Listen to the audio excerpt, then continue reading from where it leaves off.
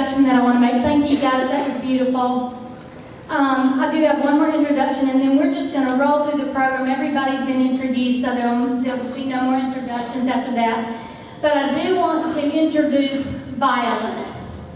And Violet is somebody that we'll be talking about a little bit more as we get through to our third symposium. But Violet is a dog in training, and she is with John and Sandy Klingler. Come on up.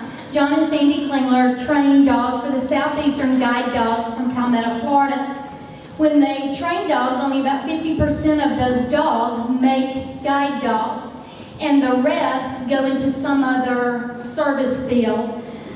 Their first dog was a bomb and arson dog in Orlando Fire.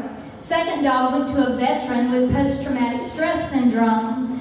The third one is an ammunition detective.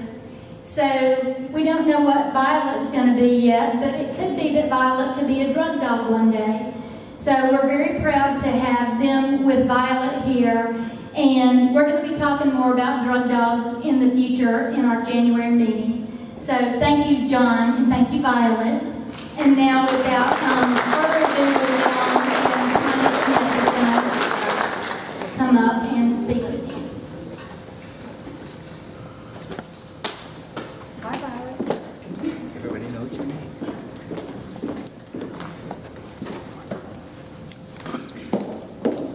Good evening. Thank you all for coming. I think Mark's going to put a picture of my daughter. That's Taylor. I lost Taylor in August of 2013. She made the news because her friends chose to let her die instead of calling 911 because there were drugs in the home. And addicts don't like police officers. I don't mean any offense by that, please. Because my daughter was one, and I was the police officer, so it usually was a little bit of conflict in my house with that. And she chose not to live with me.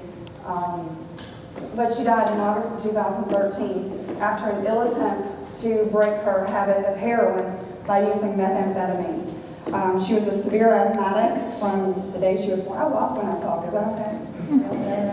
I don't know, it comes from years of interrogation. I used to do this over suspects, so it would make them really nervous, and they would all of a sudden start talking to me. It worked great. That and McDonald's. So back to Taylor. She had a heroin problem for 2 years. She was hooked on heroin through roxicodone, a very popular prescription pain medicine. As you can see, Taylor's a cheerleader. Her next picture up here as well. You see she was a very happy cheerleader. She suffered many injuries over the years, and it was not uncommon for Taylor to be prescribed prescription drugs. Prescription drugs, opiates, by nature are very euphoric, sedative, so they work really well when you're in pain.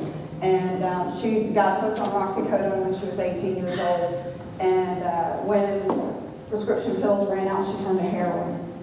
So after 2 years of battling heroin, she decided in this ill attempt to rehabilitate herself, she turned to methamphetamine, and methamphetamine does not mix well with asthma. She suffered a fatal asthma attack, severe asthma attack, and her friends chose to put her in a bedroom next to the living room, and where she died. And it took her about 3 hours, and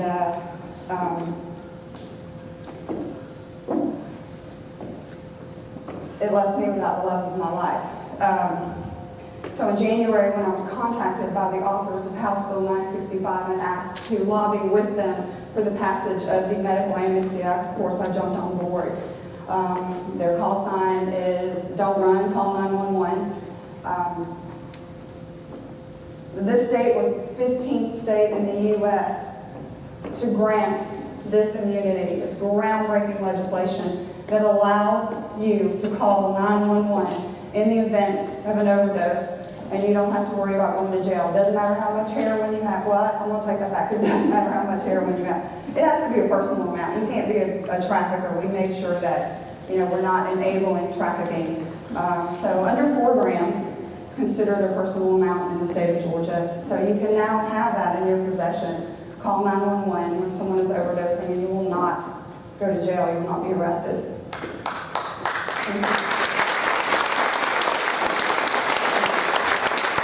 The second part of this granted law enforcement to be perceived as first responders, and law enforcement in the room can say that you can agree with me. We've always been first responders, but when it comes to administering drugs or giving drug-related first aid, we were never able to do that. So this law also allowed law enforcement to now give naloxone in the event of an overdose. Law enforcement is usually the first there, and 2-3 minutes can save a life. Taylor, in February of 2012, overdosed for the first time on heroin. I watched as the paramedics gave her naloxone. She sat up and she said, "I feel funny." And the paramedic turns to her and he says, "Well, you're not high anymore." And as a parent, I was so grateful to have her back that I didn't stop and say, what just happened? A few minutes ago, she was completely out, non-responsive, lips were blue, not breathing. I'm doing CPR. My brother's doing CPR. I'm freaking out, let's be honest about it. And now she's sitting up and she's talking to me and she's telling me that she feels funny. So now we are able to give naloxone, as well as harm reduction coalitions, foundations such as DDF.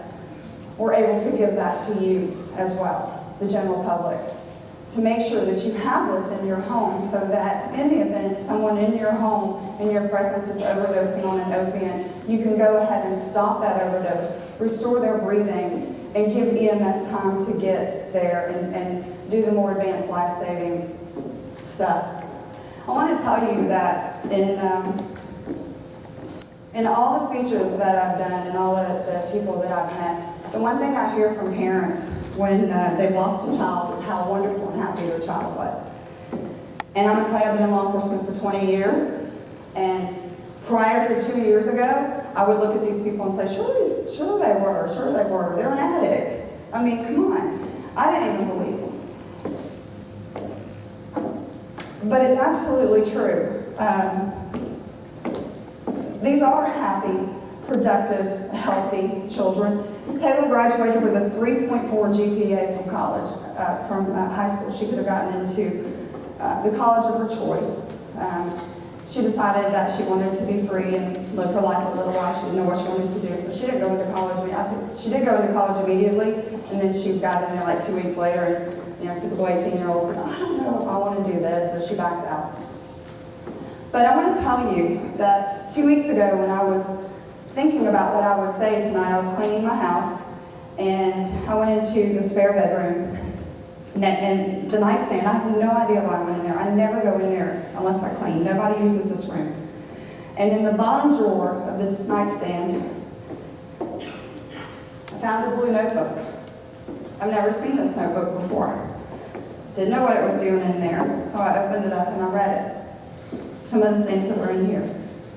So I thought that I would tell you, instead of standing here and telling you that I'm a parent of a happy, productive, beautiful child who had no reason to turn to heroin, she wasn't hurting or upset, or she didn't, she was okay. I thought I would read to you Taylor's own words so that she can talk to you herself, and you can hear it from the heroin addict in her own words. This was written just before she died. I know this because the book wasn't in there. I had just moved this furniture into this room. I switched it into this room shortly after her death. So it had to have been in the room that she was in, and she'd stayed with me just 3 weeks before she died. So I'm thinking that's when this was written.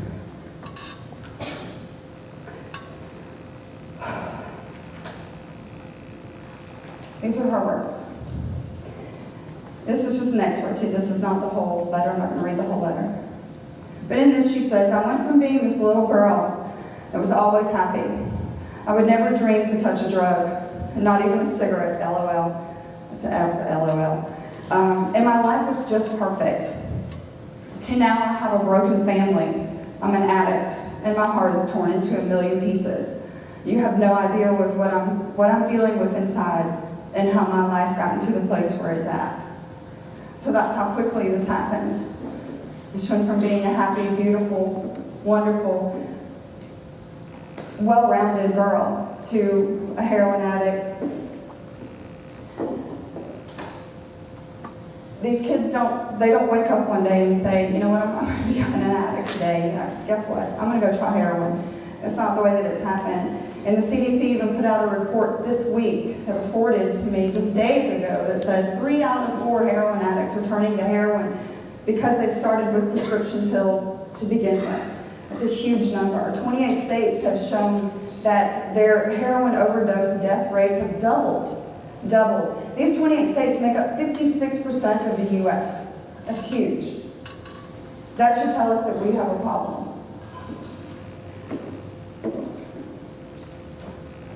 I told you that Taylor overdosed in 2012. She did get help. She did go to rehab. She was very unsatisfied with the rehab. It didn't work with her. And instead of finding another rehabilitation source, another recovery source, she decided to self-recover with meth after being ill-advised by a friend. Taylor died 3 weeks before she actually died. She flatlined. She was transported by Metro ambulance to Continuum Hospital. Nobody called me. She was 20 years old. It was none of my business. I didn't know until she was released from the hospital. She called me crying.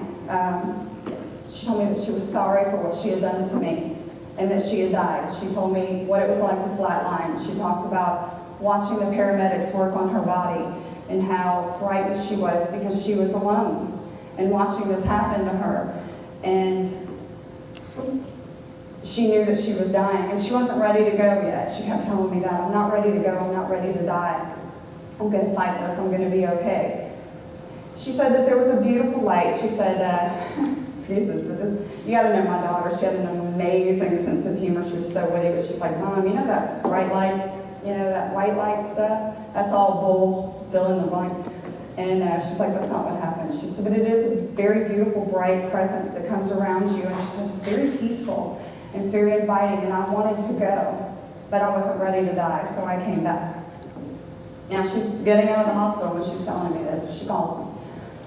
So I hang up with her, and like any mother, I was like, oh my gosh, my kid just told me that she flatlined. I cannot, what do I do? I send a text. Isn't that the way that we communicate nowadays? Everybody sends a text. I send a text for everything. So I sent a text and I begged her to come home because I could prevent this from ever happening again. That's what I told her. I will make sure that this doesn't happen if you just come home. Taylor sent me this text in response. If you'll read those 2 top lines. She had just been released from Continuum Hospital. She knew that her body was done. She knew that the next time she used, she wouldn't live.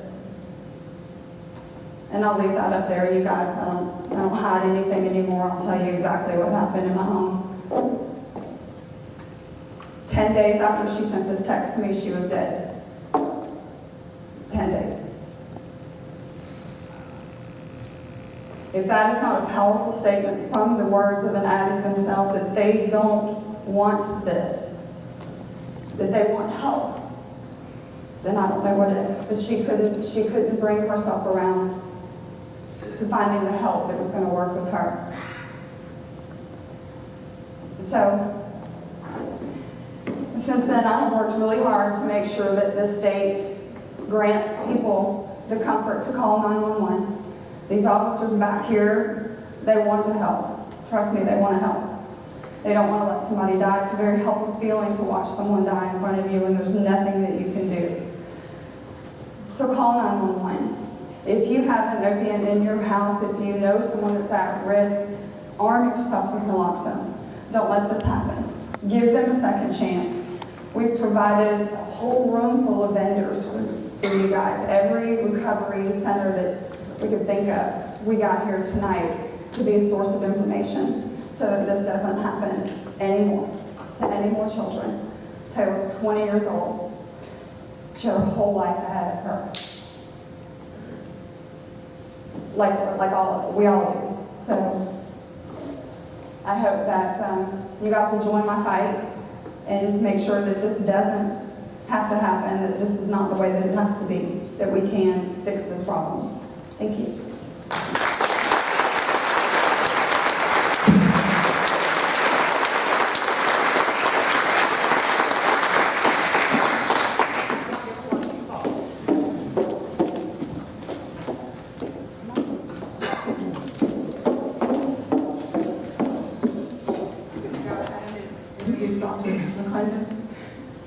He's our medical director for the DDF, and he has made it possible for us to have naloxone here tonight.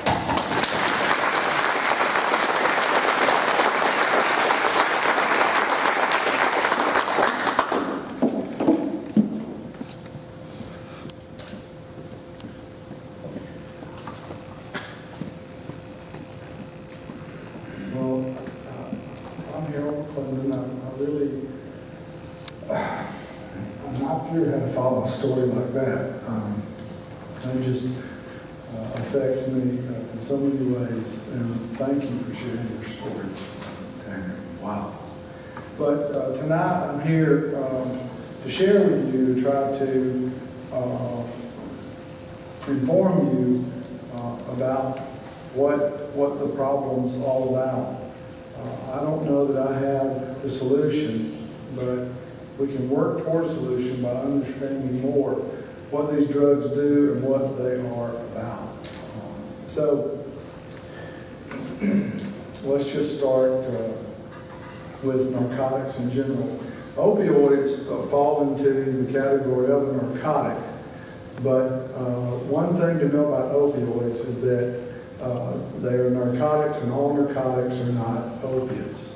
So when you use that terminology, narcotic, you're not always speaking about an opiate or an opioid drug. Heroin is an opioid drug.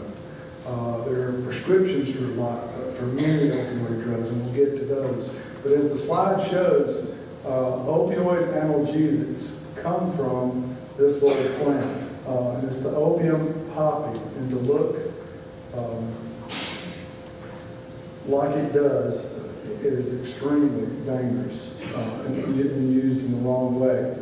But opioids are prescribed for their analgesic capabilities. They are amazing at blocking the pain signal to the brain. So what's not an opiate? Well, these drugs are not opiates. Ibuprofen, aspirin, Tylenol. Ibuprofen, if you see profen at the bottom of the slide, above ibuprofen, ASA, acetylsalicylic acid, that's aspirin, or APAP, Tylenol. When you see those headers on your prescriptions, that's what those drugs are combined with narcotics if you have with an opiate if you have an opiate prescription. Now, non-opiate analgesics, they work in a totally different way than opiates. Opiates work through a specific receptor mechanism, primarily in the brain and spinal cord. And when they bind with those receptors, pain relief is generated, as well as many other side effects caused by opiates. But non-opioid analgesics, they are not addictive. They have no tolerance. You do not develop dependence. And when you stop taking them, there are no withdrawal symptoms. There's no cravings, there's no obsessions and compulsions about these drugs. You can take Tylenol for 2 weeks, 4 weeks, stop it immediately, and there will be no problems with that. Now, commonly prescribed opiates or opioid analgesics. On this slide, you'll see several, and many of them you may recognize, but the big three are codeine, hydrocodone, and oxycodone. Codeine comes in Tylenol number 3 and Tylenol number 4, 30 milligrams of codeine in 3, 60 milligrams in 4. Hydrocodone it is one of the bad offenders for addiction. You see hydrocodone APAP, that's acetaminophen, just Tylenol. And those go under the name Norco, Vortap, Vorset, Vicodin. Any of those you see on your bottle, that's what that is. And then oxycodone, which has a higher abuse potential than either codeine or hydrocodone, comes mixed with APAP or acetaminophen and is called Percocet, Roxycet. There are a lot of different names for oxycodone with APAP. So be aware of the names of these drugs because if these drugs do reside in your medicine cabinet, please treat those with respect. Those drugs do not need to be next to the mouthwash or next to the toothpaste or next to the aspirin.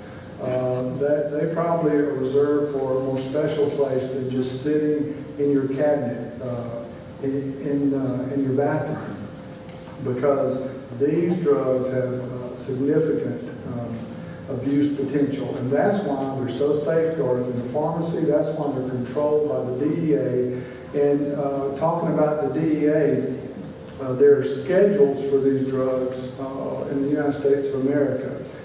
Schedule I drugs are drugs primarily that we generally don't use clinically, though occasionally they may be used clinically. Cocaine used to be a Schedule I drug that can be used in ear, nose, and throat surgery for bleeding. And medical marijuana, that was a Schedule I drug until recently in California and other places. We all know what's happened with that. Now, Schedule II drugs are primarily a lot of the opiates. But if you take an opiate and combine it with Tylenol, they can move it down to a Schedule III if it contains codeine and hydrocodone until 2 days ago, which was moved to a Schedule II drug, which I applaud the DEA for doing so. The difference in a Schedule III drug and a Schedule II drug is that to obtain a Schedule III drug, which is not supposed to be as addictive or have the abuse potential as a Schedule II drug, to obtain those as a physician, we may call those in by phone, say in the middle of the night for someone that's had surgery 3 days ago that's run out of pain medicine or something such as that. But a Schedule II drug requires the patient to have a prescription, handwritten prescription by us with a signature delivered to the pharmacy personally. Now, one other thing I want to mention is opiate-like analgesics. You may have heard of this, tramadol. There's tramadol APAP, which is Ultracet, and set is acetaminophen. And you see that? That's the word on that. And then tramadol alone, or Ultram.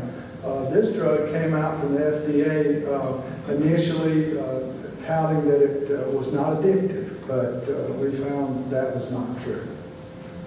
So again, what's in your medicine cabinet? You've heard that over and over tonight. Please check it. You never know when the person visiting your home may be an addict, the person down the street, maybe a family member of yours, and those drugs need to be placed in a very safe place, just not out in the open. So opioids, the bottom line here is what I'm talking about, and I truly mean the bottom lines. They work by binding to opioid receptors. They have a specific receptor in the brain, in the spinal cord, and in the gastrointestinal tract that they bind to. And the brain is bathed with opioid receptors. It's amazing how many opioid receptors there are in the brain. We have something that occurs in our system naturally called endorphins. Those are the things that cause the runner's high. Those are the things that cause the high when you think about eating your favorite food. Those are the things that make you feel good when some activity is going to occur or occurring that it is rewarding to you. But, so these receptors also accept opioids. And when opioids attach to those receptors, such as in this slide, you see morphine as the green droplet, and you see an opiate receptor as a little mushroom-looking little change on the cell wall. When the opiate receptor is bound, that's when the pain-relieving and analgesic effects takes place. A cascade of chemical reactions occurs that causes this to happen, and it blocks actually the pain message from wherever you're having pain to your brain. But it also, there are receptors also that can lead to respiratory depression, that can lead to constipation, that can lead to nausea and vomiting, that can lead to sedation. So there are a lot more things that happen than just analgesia when these opiates bind to their opiate receptor. Now let's talk about heroin. That's the big opiate that one reason we're here tonight, of course, opiates in general, but heroin, it's the big one, it's the big problem. Anyone using heroin is not using it for analgesia. Heroin is not legal or prescribed in the United States of America for analgesia. Actually, in the United Kingdom, heroin has been used for analgesia, but not here. Heroin, really surprisingly by itself, is an inert type substance that actually has no effects unless metabolized into morphine. A lot of people don't realize that. Once it's placed in the human body, it immediately is turned into morphine and goes to the brain and makes certain changes. Some scary things about heroin, as noted on this slide, is that it's cheap, it's now readily accessible, and for under $10 you can get enough of it to have a lethal injection. So it gets into the body, it turns into morphine, rapidly binds the opioid receptors. It crosses into the blood-brain barrier very quickly. There are a lot of substances that may take a while to get into the brain, or they don't get into the brain at all. But heroin is not one of these, or morphine. And once it gets there, it remains in the receptor and has the effects that last very long. It has a long half-life. And a half-life, if you don't know what a half-life is, it really, in simplistic terms, is how long it takes for half of that drug to be metabolized or the effect of half of that drug to be taken away from the body. So for morphine, it's about 3 to 6 hours, and for Narcan, we're going to talk about later, it's approximately an hour on average. So that's very important to know, and we'll talk about that soon. As we all know, heroin can be used in many different ways. We all know about intravenous heroin. That's the big one. That's the most popular way. It's placed directly into the vein. It may also be placed into the muscle. It can be placed under the skin. It can be snorted, and it can be smoked. And so there's a lot more ways to use heroin than just intravenously. But the majority of people that start off with smoking or snorting heroin will eventually move to intravenous heroin because it just doesn't give the high. It just doesn't give the euphoria that heroin gives intravenously. The biggest problem, or one of the biggest problems with heroin intravenously is that it's associated with the greatest risk of overdose or death compared to almost all narcotics. If you take heroin and compare it one-on-one with other narcotics, you would find that fact is very true. It also carries a significant risk of infections like HIV, hepatitis, heart valve infections, because people exchange needles that use heroin. Now, some physiologic changes that we note when people take opiates, including heroin. The first two I've got in red, sedation and respiratory depression. Those are the two things that kill you. You fall asleep, and all of a sudden, you stop breathing. A lot of times we don't think about it, but our heart beating and our lungs respiring or breathing happen without us ever thinking about it. It just happens. It's been happening ever since we were born. And the reason it does happen is because our brain reads the amount of carbon dioxide in our blood. And when we inhale oxygen. When we exhale CO2 or carbon dioxide. That level of carbon dioxide in our blood tells our brain to take a breath. So when we're asleep, it knows to breathe. But what heroin does, what other opiates do in excess, is when they bind those receptors, they turn down the signal for the carbon dioxide signal, and in turn, the brain quits sending the breathing signal. People that die from heroin overdoses, they have no problems with their lungs. They have no inherent problems with their respiratory muscles. They have no issues with their neurological system. It's all about just the blockage of the brain to recognize that carbon dioxide is building in the body. So the next one there, constriction of pupils. Every person that takes an opiate their pupils will constrict. If you look at them, you see the constricted pupil on this slide. If you look at them, it is a pinpoint pupil. It will not dilate. It is pinpoint. And it will stay like that while the effect of the drug is going on. So that is one way to tell someone is potentially on an opiate. An addict may not look you in the eye, and this is a good reason. So other things, nausea, vomiting, constipation, there are actually narcotic medicines made to constipate you in cases of diarrhea that have been abused.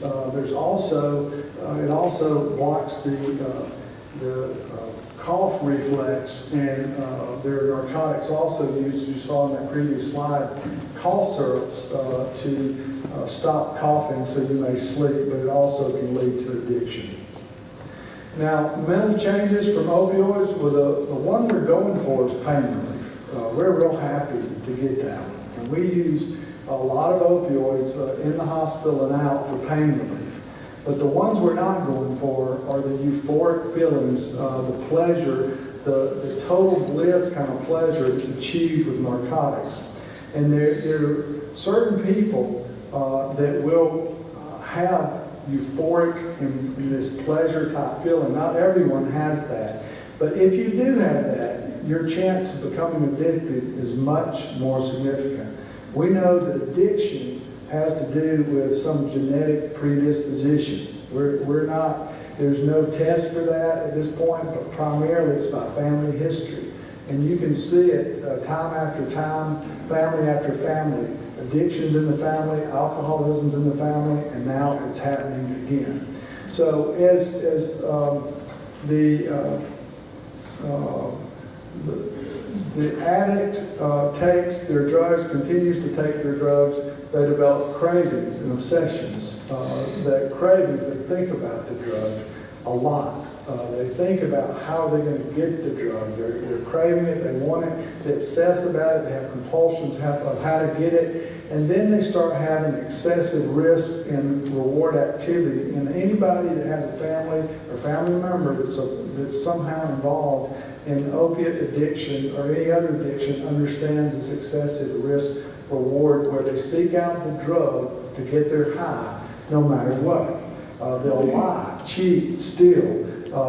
They will eventually spiral down to either they'll go to jail, they'll become homeless, or they may die. Or we all hope that we'll get into a recovery program. That's what we're going for. And if not, if they do have an overdose, we hope that we may somehow provide Narcan to that particular person's family and somehow save their life if at all possible. So tolerance. A lot of people do not understand tolerance. When you take Tylenol, the same dose today can be taken for a week to 10 days, and you do not have to increase the amount of the drug. But that's not true with opiates. If you take opiates over a several-week period or several-month period, you will have to increase the dose to get the same pain relief that you're getting today. But the other thing that happens too is tolerance occurs to many other things. It occurs to the sedation of the drug, it occurs to the respiratory depression, and it also occurs to the nausea. But one thing that never develops tolerance is that pupil constriction. Anytime anybody takes an opiate, their pupils will always constrict. They will not develop tolerance to that. One problem with tolerance, which is ipso facto, which I think everyone realizes, is that when someone stops drugs, gets it out of their system, if they go back and try to get their high and they take the same dose they were taking after they became tolerant to that drug, they definitely may overdose. Because no longer is the respiratory depression tolerant at that high level. So that's one thing that everyone has to be aware of in the opiate addicted family. So dependence versus addiction, what's the difference? Well, one thing about dependence and addiction that are the same is it has nothing to do with willpower. You can become dependent on opiates if you take them on a regular basis. I don't care who you are or how strong your willpower is. you cannot overcome this drug effect. It develops in the body, it develops by the opiate receptor being bound, and over time, dependence will occur. There are patients that require prolonged pain medicine therapy, such as burn patients and people like that have chronic pain all the time. These people will have to, over time, increase their dose of opioids to obtain the analgesic effect, and they become dependent, every one of them. But, and it's harder and harder to find drugs that will take care of their pain, but a large number of them do not become addicted. The difference is, addiction is associated with this wild and crazy behavior that people, these changes they undergo, where they seek drugs for the purpose of a non-medical reason, such as euphoria or getting high, and not for the analgesic effect of the medicine. And they will go through jump through so many hoops to get their drug. They'll be willing to go to jail to get their drug. They'll forge prescriptions to get their drug. They'll call us on call at night and act like they need pain medicine, when really they're just trying to get their drug because they're addicted. Both dependence and addiction occur because of physical changes in the brain. It's a physiologic change. It has nothing to do with willpower. You cannot will it so to all of a sudden become undependent to opiates. You cannot will it so to become unaddicted immediately to opiates. That's why so many people over and over, they wake up and say, I'm never going to take another drug, but they just can't do it. They're not weak. They have a brain change, and that brain change does not allow them to get away from that drug. So again, this slide basically says what I just talked about, but the most important thing about this slide is to say that it is possible to be physically dependent on a drug without being addicted to it. A lot of people don't understand the difference, and I hope I just explained that. Both are the result of physical changes in the brain. It's not willpower, but rather actual physiology. That's a proven fact. So until the family of an addict can understand that it's not a willpower issue, and this is not an excuse to take drugs, it just is a medical fact. This is what happens. Withdrawal symptoms. So when a drug is taken away, if you are dependent on that drug, you will undergo withdrawal symptoms. If the drug is reduced in amount or taken away, or another drug is administered, such as Narcan or naltrexone, it may cause withdrawal symptoms immediately. And the reason withdrawal symptoms occur is because the opiate is moving away from its receptor. The receptors are losing its opiate binding, and in turn, the effects of the opiate, the chemical cascade that occurs in the brain, now is changing. And it's actually, the withdrawal symptoms are actually the opposite of what the drug causes as side effects when you normally take it. So it may make you feel really bad. It may cause anxiety. Now instead of constipation, you may have diarrhea. You might have muscle and joint pains. You might have tremors. The 100 mils is hypersensitivity to pain stimuli. That's really telling. What that's saying is there was some change in the opiate receptor where now, once the opiates have been taken away, not only are you having maybe the level of pain you were having before, but it's actually worse. And that's due to the physical change in the brain. So addiction is clearly defined here about compulsive use of drugs for non-medical reasons. And aberrant behaviors such as lying, denial, drug use, selling and buying drugs on the street, very dangerous drug-seeking behavior in an effort just to get high. No one who took their first opiate ever desired that. No one ever expected that. But it can happen, and it's something that we would love to prevent if at all possible. Now, answers for addiction. I don't have the answers for addiction. This slide says answers for addiction, but these are things that we try, and are very hopeful will work. But there are a lot of exciting new things coming down the pike, and we're just going to keep working with this. But first is counseling, whether it be psychological, spiritual. And by first, I don't mean that has to be done first. I'm just saying it's first on this slide. Then there's rehabilitation. Now, rehabilitation, it's probably one of the most misunderstood treatments for addiction out there, because no one goes to a rehab center for a week or two in LA and comes out and they're rehabilitated. They don't crave drugs, they don't seek drugs, they have no more obsessions or compulsions about drugs, they don't have triggers anymore about drugs. And I think all addicted families understand what a trigger is. But I'll just briefly mention that a trigger for the addicted individual trying to stop drugs may be a fight with the family.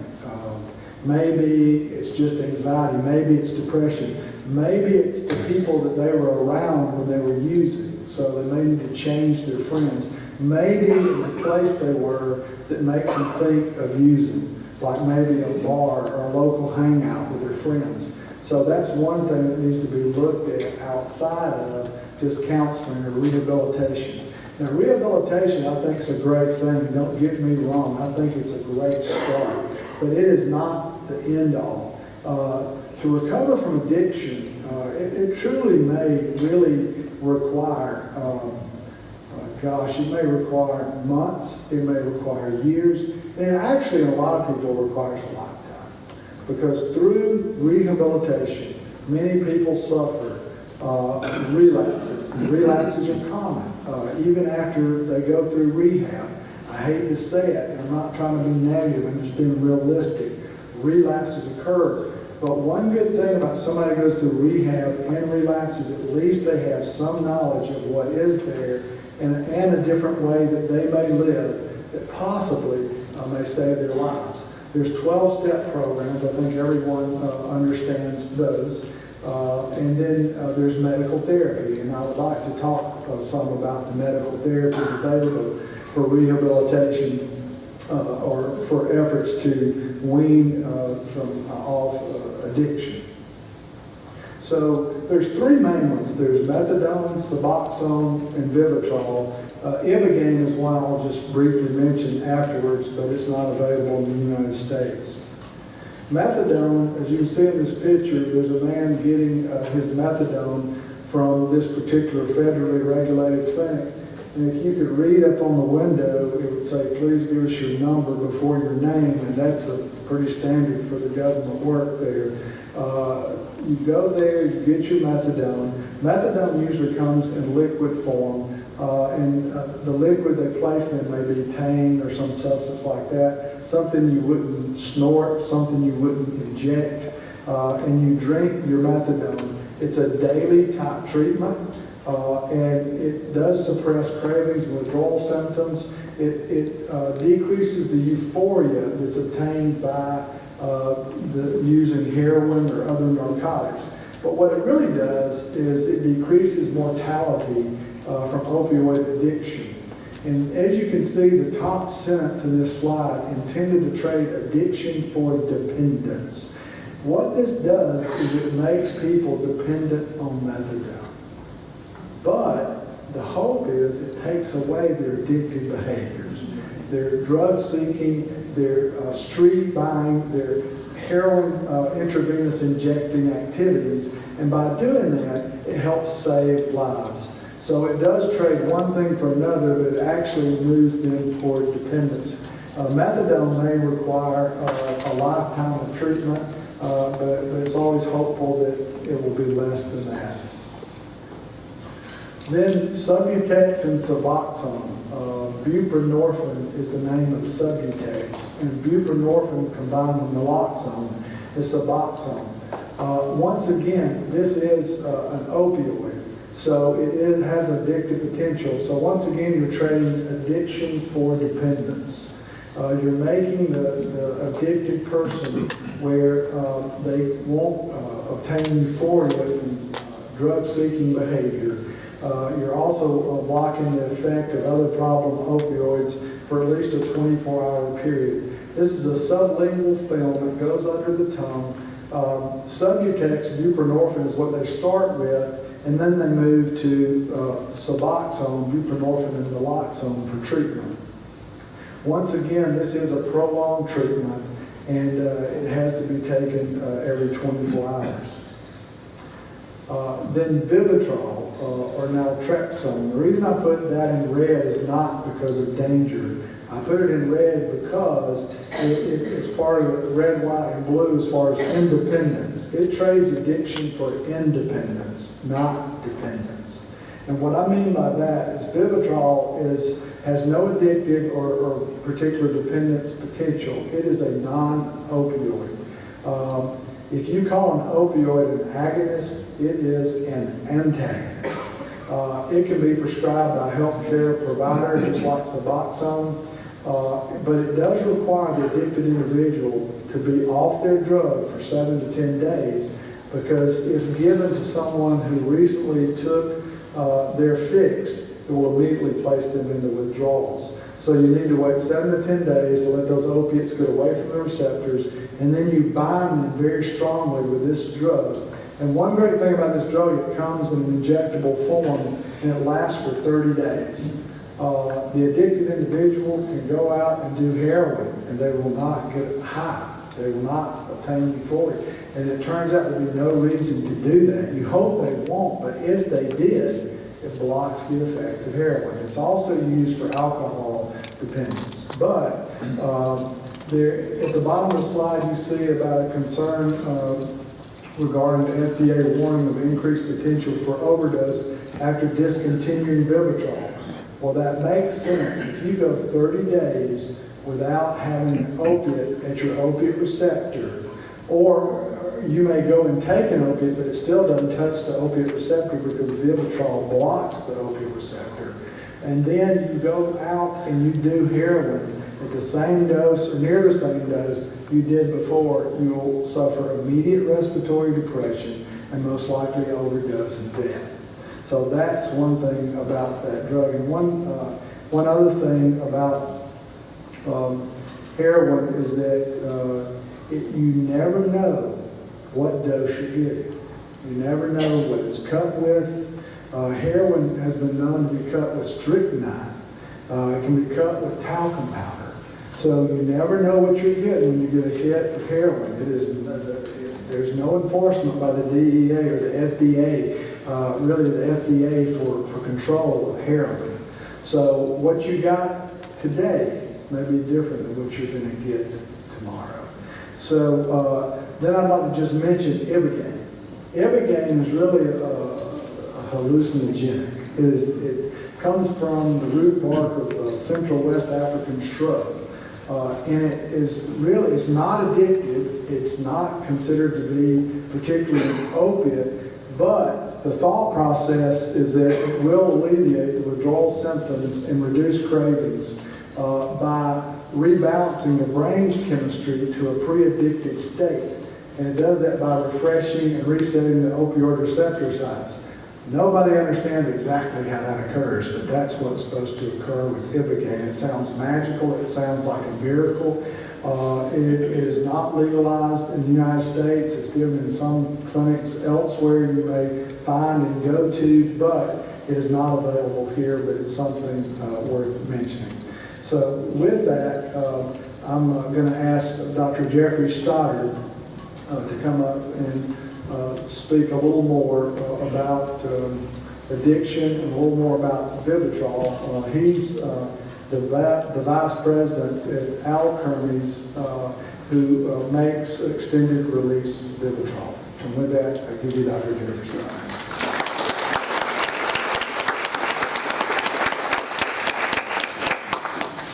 Well, thank you very much, and thank you to Dr. McClendon and to Tanya and to Missy for the invitation. It's a real pleasure to be here. And I just want to actually begin by saying that everything the principal said was correct. It is an epidemic. It's a major epidemic that we're having in this country. and we're seeing it playing out in the most painful ways possible. The death of a young person, the death of a child is the most terrible tragedy a person can face. And so I applaud everything the Davis Drugstore Foundation is doing, and I applaud all of you for helping to raise awareness in the community. In March of this year, all of the officials of all the major public health agencies in the U.S. came out with a commentary in the New England Journal of Medicine that highlighted this epidemic. They referred to it as an epidemic. They referred to it as an opioid overdose epidemic specifically, and they called for action. It is estimated by the agency in charge of addiction, SAMHSA it's called, in 2013 that 4.5 million people engaged in a non-medical use of prescription painkillers in 2013, and 289,000 people used heroin in that year. I believe Tanya mentioned the recent data released by the CDC, and I want to just call out that in a little bit more detail. This was just this week, just a few days ago, they released this data. Alarming data, absolutely alarming data about this epidemic. They clarified that there has been a 74% 74% increase in heroin use between 2009 and 2012. The report also mentioned that nationally, death rates from prescription opioid pain reliever overdoses quadrupled between 1999 and 2010. So just in those 10 years, a quadrupling of overdose deaths from the prescription opioids. Recently, the last 2 years, that seems to have flattened off a little bit, but heroin overdose deaths have spiked up as young people seem to be shifting more away from the prescription opioids and more to heroin. Partly it's thought because it's more readily available and cheaper and easier to get in some cases. So in the most recent data, it looks as though the heroin overdose deaths have risen sharply. From 2010 to 2012, that rate has doubled, and it's especially doubled actually in the South. The state of Kentucky was highlighted. They have actually seen a 279% increase in heroin overdose deaths just between 2010 and 2012. So really the statistics are very alarming and they're very disheartening. And when you consider that every one of those statistics, every number that I cited is a human being, a person, not just a number, a face, every one of these deaths is a tragedy and a preventable tragedy. So what can we do about it? What are we able to do about it? I would call out that prevention is important, and prevention has been alluded to on a number of levels. First of all, education, community awareness is critical. I think also just simple actions like stripping your medicine cabinets of unused prescription opioids, very important, very simple, but it may make a difference.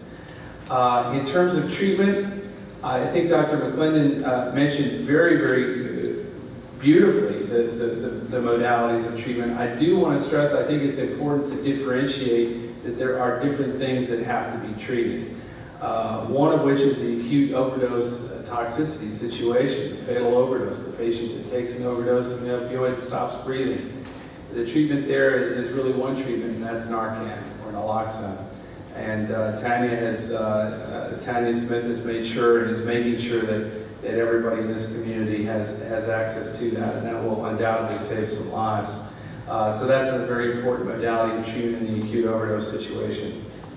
But when we think about treatment, the longer-term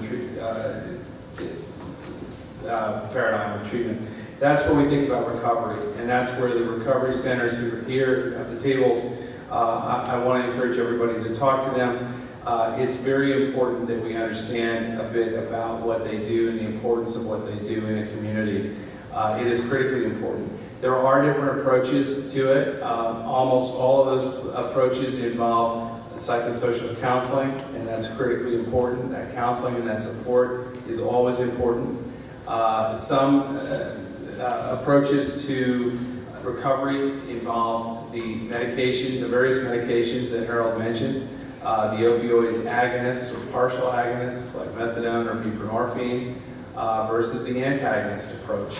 I come from a company that makes Vivitrol, and we believe that recovery ultimately should be that independence, full abstinence goal. And that's maybe not for everybody. Some patients may define, some families may define recovery differently, and I think everybody has to respect that. But for the patient who's motivated and for the patient who really seeks a full abstinence-based recovery program, we believe that Vivitrol is potentially helpful in conjunction with psychosocial counseling toward that goal. It is a drug that's very much on a molecular level, it's very similar to the Narcan, to the naloxone, which is used acutely in the overdose situation. But it's bound to, it's impregnated into a biodegradable matrix that's injectable. You get a shot in your butt once a month with Vivitrol, and it then blockades those opioid receptors in the brain. So you can't get high, you can't get a euphoric effect from taking opioids once you have the Vivitrol on board, and it lasts for a month. It's indicated for the prevention of relapse and opioid dependence following opioid detoxification. So you have to go through the detox protocol before you can get onto Vivitrol. And that's typically a 7 to 10 day time period. It takes a lot of effort and a lot of careful management and a lot of willpower on the part of the addict. But once they're through that, Vivitrol can help that person to avoid relapse. It's the only FDA-approved medication that's actually indicated for the prevention of relapse to opioid dependence. I want to stress that if a person is using Vivitrol, it needs to be done as part of a comprehensive management program that includes psychosocial support. No drug by itself is going to stop addiction. It always has to be part and parcel of a full rehab program. I want to say just a couple more words about what it is and what it isn't as we think about Vivitrol. It is a monthly extended-release injectable formulation of naltrexone. Naltrexone, slightly different from naloxone, but similar, an opioid antagonist. It's administered by a healthcare professional. It has to be a shot that's given by a doctor or a nurse or another healthcare worker. It's an effective complement to the psychosocial treatment, as I mentioned, and it's a competitive opioid blocker, that is an antagonist. What it's not is a narcotic, it's not pleasure.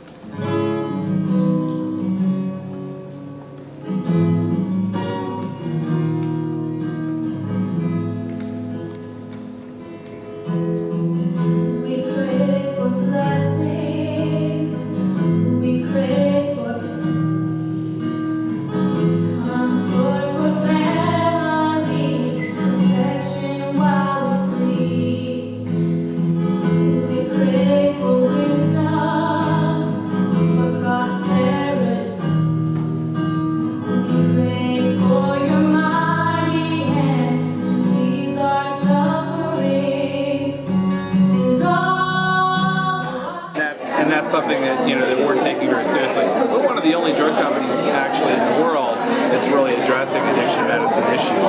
There aren't many companies that are trying to innovate in this area, and we're very committed to it. They are. It's a very bumpy issue. Well, it's a difficult area to work in for a lot of reasons, and all too often people say just forget about those patients.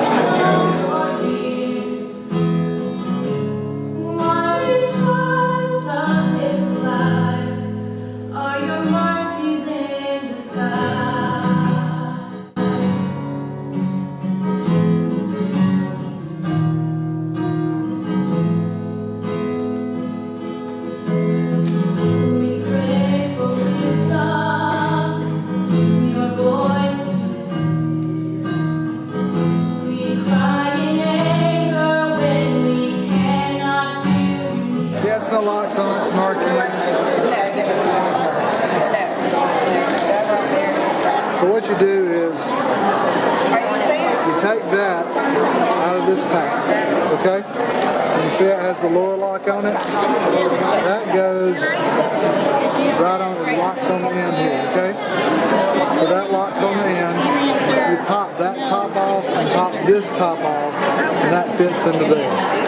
And then all you do is, when you push this in and through, the naloxone comes out the atomizer. You got it? Thank you. Oh, you're welcome.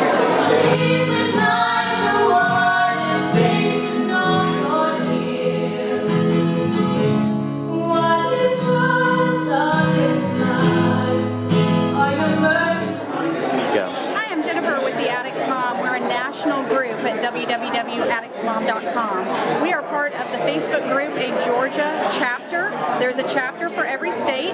We are just moms of addicts giving support to one another. We try to meet locally once a month and just give support.